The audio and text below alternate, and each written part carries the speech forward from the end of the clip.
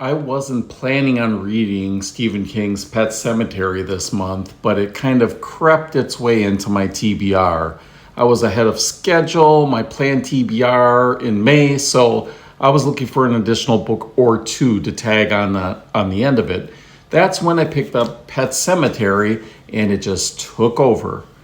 I am not a Stephen King expert by any means. I've only read about, I don't know, a handful of his books: Salem's Lot, The Shining, and If It Bleeds, among a few others. Pet Sematary now sits on top of that short list. I'd rate it somewhere between 4.5 to 5 stars. It follows a doctor and his family relocating to rural Maine, moving into an old home located up against a dangerous highway, a creepy pet cemetery, and a haunting beyond.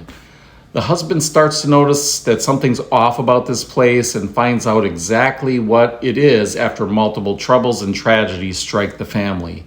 As the story progresses, it goes from creepy and menacing to full-scale, keep you up at night horror.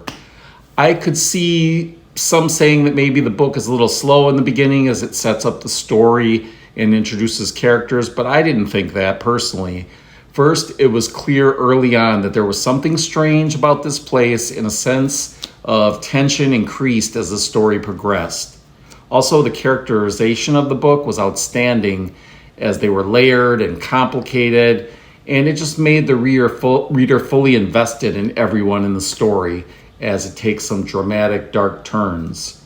After laying a solid foundation, the unease dials up significantly around the middle and it blooms full-scale horror in the last quarter of the book. There were some parts that were very disturbing in all the best ways. I could see why Stephen King has said that for him, this was his scariest book that he's ever written. I was definitely more reactive to the story, I think, because I have a son and daughter that are the almost exact same ages as the kids in the book. The full story, characters, climax, and ending were so memorable, and I imagine it's going to stay with me for a long time. Reading it almost guarantees that I will be reading a new Stephen King book sooner than expected. Have you read Pet Sematary? And do you have any thoughts on it? Have you seen any of the movie adaptations of it? Do you have any suggestions for me as far as what next Stephen King book I should read? Let's talk about it in the comments.